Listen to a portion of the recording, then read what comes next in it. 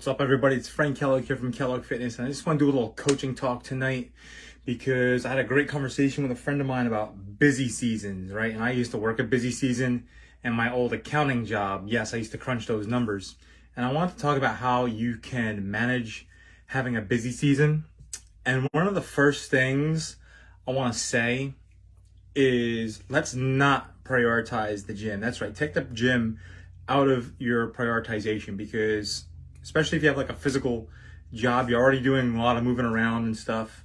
So don't prioritize the gym because if you're working a busy season, 60, 80 hours a week for like 2 to 3 months at a time, you're not going to get any kind of efficient results out of the gym if you're not putting the time into putting good food in your belly and get some good sleep. All right, so you're going to have to prioritize those things depending on the intensity of your busy season, right?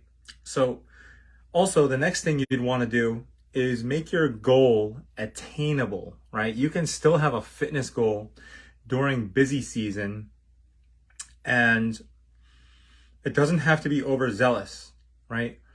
You can't expect to lose a bunch of body fat or gain a bunch of muscle during busy season if there just isn't enough time, right? And obviously your job is important. That's the way you make a living. So at some point you're going to have to accept, right? Mentally accept. Don't be attached to some crazy fitness goal that you're going to accomplish. Maybe you'll accomplish it after your busy time is over. Or maybe you can accomplish it with the correct programming and efficient plan for you to move forward with, right? There's a couple different jobs you might have. You might be an office worker, an accountant, a lawyer, an IT person. I actually just did a video on this on my Instagram. And folks like that, where you're really in your mind, you're probably sitting down a lot. One of the things you're going to want to do is you're going to want to just you're just going to want to walk around. I remember when I did an accounting job and we were doing busy season and we were working 9 a.m. to sometimes 11 p.m. at night. And we had to accept the fact that the only exercise we would get is just walking outside 2 to 3 times a day for 5 minutes, maybe 1 to 2 times a day for 5 to 10 minutes, just to get upright, be tall, breathe the air, look up at the sky, do these things for your mental health. Take your eyes off the computer screen. Those things, though very small in detail, can go a great deal further than just going to the gym, than going to I want to go lift weights or do something like that. All right. Another type of profession you might be a tradesperson. You might be out doing jobs all day. You might be a carpenter. You might be an electrician. You might have some other sort of job that you're on your feet all day. You might be driving. You might be on the phone. For folks like this, I learned this at a fitness conference. At the end of your day, you may as well just lay down, do some yoga, shavasana, decompress mentally.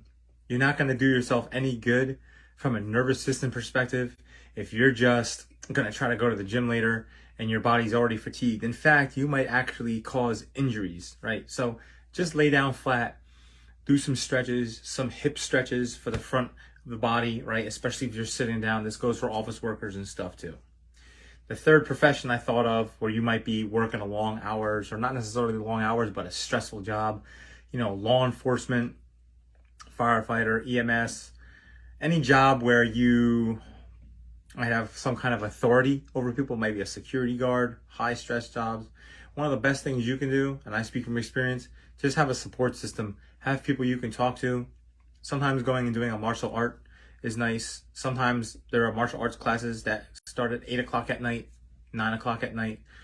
Rarely 9 o'clock at night, but usually 8 o'clock at night, you might have a place like that. So with all that being said, I just want to come back to telling you, because you guys all see me in the gym a lot, you can't prioritize the gym if you're in a busy season, depending on how much time you have.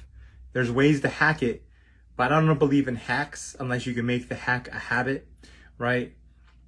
Actually, it was one quote from one of my favorite guys, Jocko Willink. He says in one of these songs, the hack doesn't get you there. And I think you can have a hack as long as you make the hack into a habit that you repeat every day. So maybe wear your workout clothes underneath your business clothes or your work clothes. So when you get to the gym, Clark Kent, rip it off, Bruce Wayne, whatever, you're ready to go, ready to hit the gym, okay?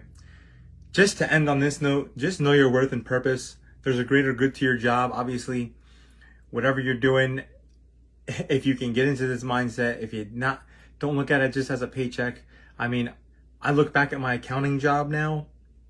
What is the purpose it serves to society? Well, it helps financial investors to confidently invest in companies after they look at audited financial statements, right? That was in so many words, the essential purpose of having a job like I did. There are other people, obviously, police officers have busy jobs.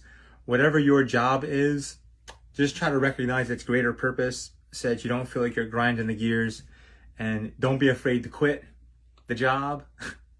This is not career advice. But if you quit your job, have an exit plan. Someone can come fill the job, all right? Depending on how much you want to think about it. I didn't quit my job. I waited until I got fired. So that is all I have today. These were just some quick tidbits on how to deal with a busy season at your job. Have a good night. This is Kellogg Fitness. Live legendary, gain greatness.